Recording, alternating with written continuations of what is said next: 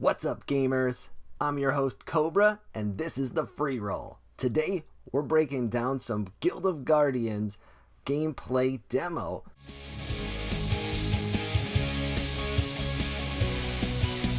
So the plan for today is to take a look at some actual gameplay behind me. I'm going to let it run while I share some of my overall thoughts on the gameplay demo itself. Now, we were lucky enough to participate in the first gameplay demo early in 2020. This was our second opportunity to test the game out and see what kind of improvements they have made. My honest feedback is that while they definitely made several improvements here, this demo kind of felt like they tossed it in order to fill some gaps in the calendar. Things had been very quiet for Guild of Guardians, and as a result, the floor prices for the NFTs were coming down quite a bit, and then they announced a surprise gameplay demo, which, to be clear, is awesome and 100% welcomed. In fact, I would be happy to play an incomplete version of this game anytime they like. That said, there didn't seem to be a ton of improvements here to go over, and in the future, I'd love it if they gave us some actual summary on changes that were made and a little bit more in terms of expectations going into the demo. That said, this was still a ton of fun and, in my opinion, a major success. The market responded accordingly, and floor prices for everything Guild of Guardians is way up compared to before the demo was launched. Now, if you watch any of my videos from the original gameplay demo earlier in the year, then you know I was very high on this project at that point, and I still remain very high. The fact of the matter is that this game is already at a point where it is far superior to the products and games that other projects have put out to date, and they already have a functional, fun game with a whole bunch of dungeons and lots of different characters. Now, that does not make a complete game, and there is a whole bunch more to come, but overall, I'm still giving them an A because this is a lot of fun to play, and quite seriously, I am sad every time that I have to delete the app from my phone. In fact, I haven't deleted it this time around just yet, simply because I kind of don't want it to be gone.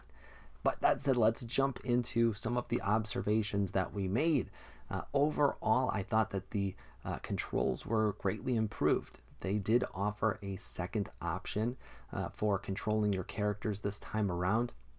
I like the original option where you're able to put your fingers anywhere you like on the screen. The left side operates as a trackpad, and the right side is essentially your attack or dodge buttons, depending on the gestures that you use.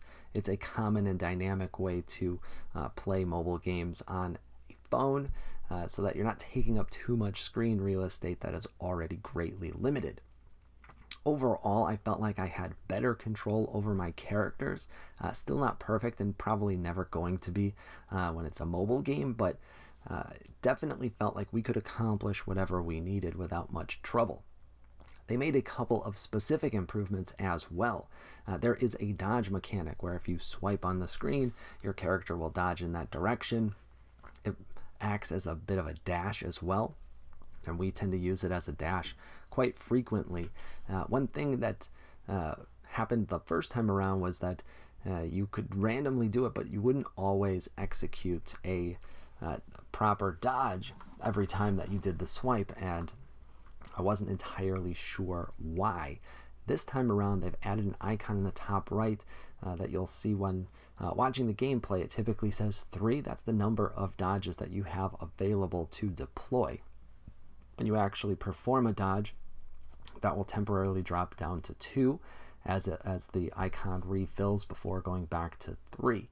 So if you're dodging a whole bunch and you use all 3, then it stands to reason you're not going to be able to dodge again until you get another one back, which doesn't take very long, but it is a Very nice improvement to be able to see that and know when you're able to dodge or not dodge. The other major improvement was around ultimate abilities. We gave a lot of feedback around that last time, and the reality is while they were fun to use, they were a little bit difficult to control and aim and time properly. This time around, when you press down on the ultimate ability button on the right side there, it slows the gameplay down and gives you a crosshair to aim your attack. This was a welcome change because it made using your ultimate abilities a lot simpler and easier to control. Now, there were still plenty of times where I misclicked and fired it in the wrong spot, but overall, it was much better, and this is the exact type of improvement that we like to see. In addition, it makes your AoE attacks far more fun to use. I primarily played as a control character this time around for a variety of reasons. Number one, I like to have ranged attacks, and this allows me to set the AI with more melee characters who take the brunt of the damage for me, and I can stay just a little bit behind them and keep my character clean. The ultimate ability and passive ability of my character is essentially around slowing enemies down. So when there were big hordes and I fired off an AoE ultimate ability, spreading her web, that would entrap a bunch of enemies and make it much easier to clear a otherwise difficult room. Some other improvements. In the original demo, there was only one type of gear piece for each of the 4 gear slots, which was quite boring and mundane. This time around, they added several different layers and levels of each item, which was a welcome change. As you were progressing further into the game, you could collect better versions of boots or rings or helmets or weapons, which was a lot more fun than just getting the same one over and over with different random stats. Now that said, the stats didn't seem to improve tremendously with each new version. In fact, some of them didn't seem to be better than my currently equipped gear at all. But the truth is that requires quite a bit of play testing, and we had limited time to do that this time around. Either way, it was a welcome change to have a lot more choices and variety there. It also simply made scrolling through the inventory screen a lot less painful. The other changes they had around inventory were that this time it was much easier to see what stats you were actually getting from each piece without having to equip it, and that was a welcome change as well. The big gaping hole, though, that is missing this time as well as last time is that there's no way to compare it to the currently equipped gear. You still had to mix and match and just kind of trial and error to see if it actually resulted in better overall stats. The other difficult part is that with a limited time frame to actually test things out, it's difficult to know which items are better than others. For example, a classic dilemma in a game like this is around critical hit chance and critical hit damage. Now, does it make more sense to stack a bunch of items that improve your overall attack stats? Or is it better to increase your critical hit odds so that you're landing more critical hits and dealing more critical hit damage with each one? Which one's going to result in more overall damage output? It didn't seem to make a huge difference in the gameplay this time around, so we didn't spend much time testing that out. In general, I found a lot more pieces that increased my overall attack versus critical damage, but I did notice that the overall power rating was boosted much more when you were equipping critical damage based items, and that, I believe, is a good indication that that's the superior way to go. It typically is in a game of this style. You want to be able to land a lot of critical hits, and you want those to deal some devastating damage when you do. Another nice improvement that you're going to notice as you're watching some of the gameplay is that there is now actually items to collect as you're defeating enemies. In the original playthrough, the enemies didn't drop anything. I mean, they would drop a gear piece, but you wouldn't be able to see it until the end. That part is still the same. However, the shards that you need for summoning new heroes now drop throughout the dungeon, and just having something to go back and collect made it much more engaging and interesting to play. It also gave you a little bit more reason to go back and replay some of those levels. Now, the shards that we're collecting as we're going through each of these dungeons are used for summoning new heroes. That's one of the more fun parts of the game, and other than the fact that you are collecting those shards during the game instead of just seeing how many you got at the very end, there was no real changes to summoning this time around. I have a couple examples here for you, but it's essentially the same as before. It's RNG in terms of which character you get, and the reality is you need to get multiples of each one in order to merge them together and get a more rare hero. Now, that said, merging was a big miss for me this time around, and I'll tell you why. It was my own boneheaded mistake, but one of the changes that they made was that you actually needed to use gems for summoning, which was a limiting factor this time around. That was very cool, but I didn't collect any gems the entire time that we played.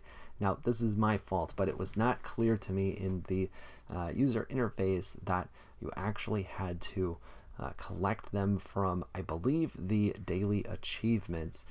That limited the number of gems that you could earn per day and therefore the number of merges that you could complete.